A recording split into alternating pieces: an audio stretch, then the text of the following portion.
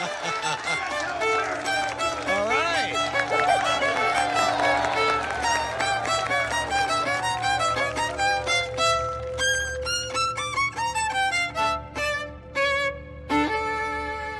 Just kidding.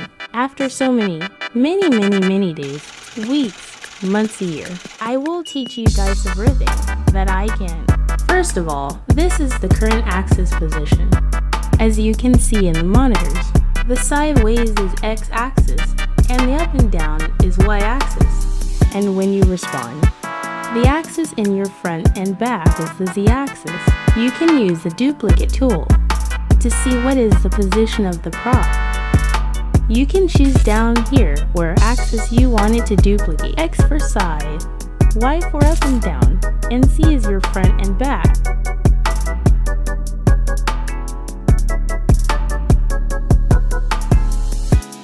The FR is duplicating wherever you want. Now I will teach you to make this automatic clicker using triggers and only one mover, so you don't need to use timers and waste your time on clicking buttons over and over again. I use this always to other things, like flickering different colors in monitors and light bulbs, like you see right there, here, to make flicking light just like Christmas light. And everything I made, I use this a lot. And this is what it looks like. Simple, but it's so useful. Now let's proceed in making it. Let's spawn a prop first to measure what length we will make. Don't forget to cancel it after you duplicate to clear the save indent. This length is okay for me. It's up to you how long you will make yours. Let's spawn triggers now. Scroll down and here you go. Make sure you set this mode as prop and the object name to prevent other things who touched it. Just delete the other comb later after you set up the triggers.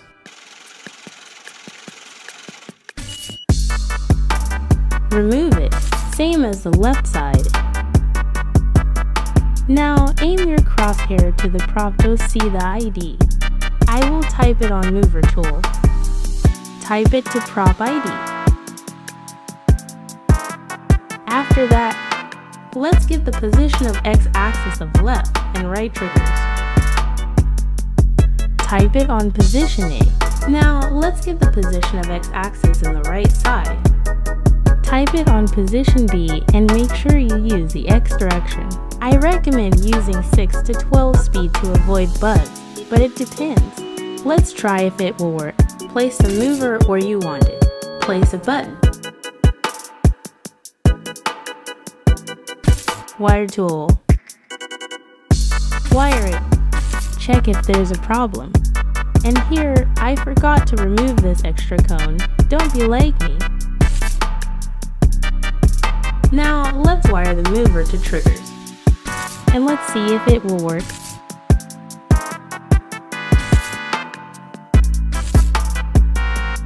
Press the button to activate it. The cone should be bouncing back and forth between the triggers. It's working. How did you do a controllable boat in Hyper like the last video? Tutorial please. Yeah, sure. Sadly, you cannot control it unless Hypper Sandbox has a welding tool. But now I will use it to make an automatic moving boat, using local movers and the automatic trigger we did before.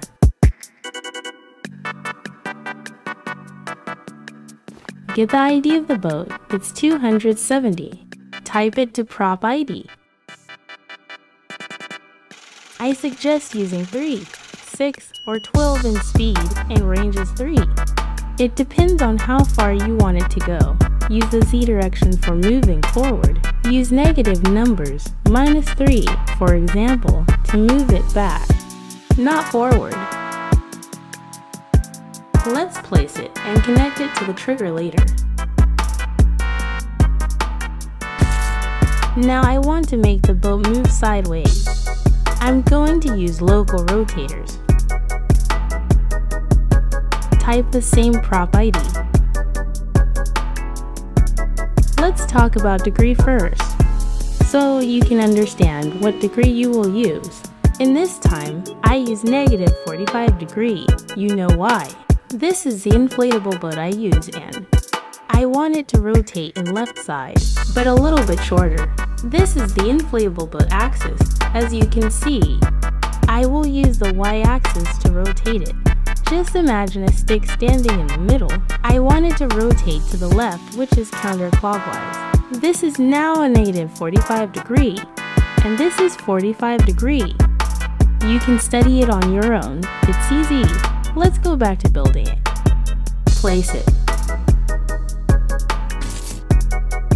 But let's stop it first, so the boat will not move while we connect it.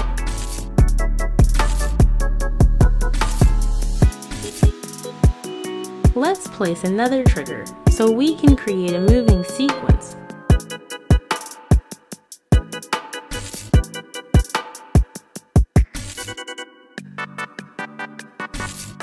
I think this is enough.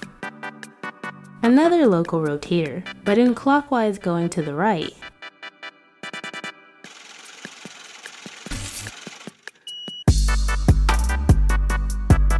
Now connect it using wires.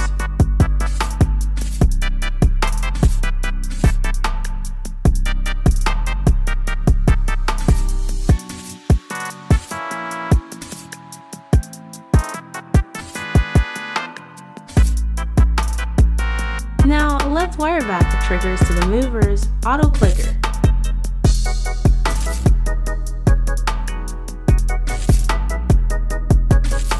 It's moving now.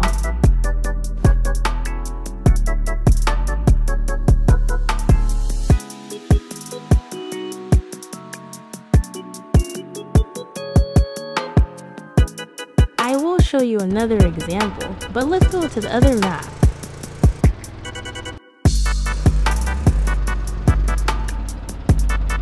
This boat has a directional endpoint. I use triggers and movers only, no local movers or local rotators. This is easier to build and not more complicated than before.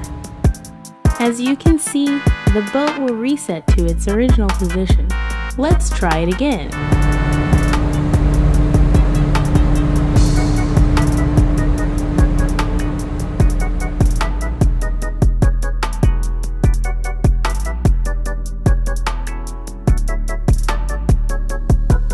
When the player touches the trigger, the boat will move. See.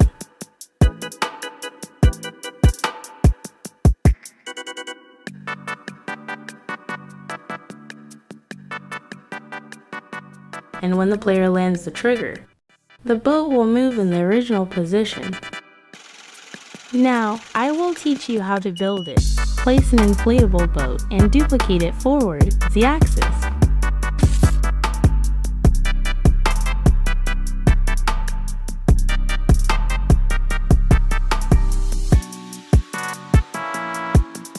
When you reach the destination you want to, put it there. Same as the other side.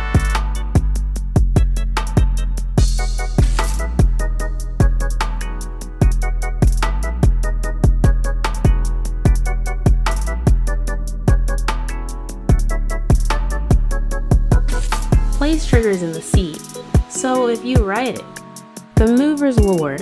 Change the mode to player. Place it on the seat area. Adjust it as you like. Get the ID and seat position. List it somewhere so you won't forget it. Get the boat destination. Add trigger to the landing point after you ride it. Hide it, but let the green hitbox exposed to the ground.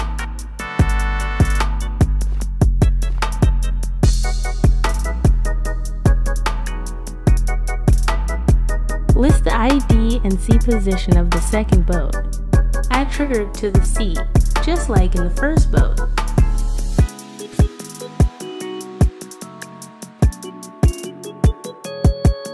Get the Z destination of the second boat. Add trigger on landing area.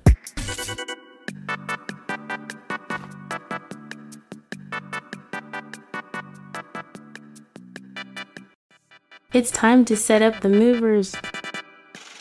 Type the destination of the boat on it and B. You can use higher than 6 in speed to make it faster. Wire it to the trigger of the boat. Move to the destination of the boat. Delete the excess boat. Set the mover that will move the boat to its original position. Wire it to the trigger. Let's try it.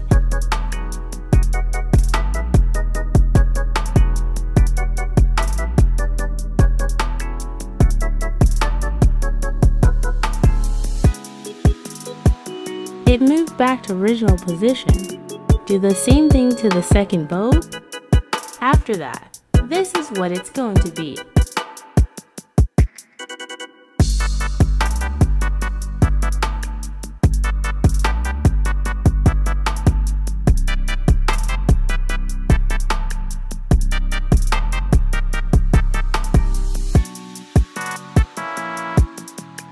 Now you have a boat transportation in your map. You can download this map in the link below. After you download it, copy the file and paste it on internal storage, Android, data.com.hyper, files, saves.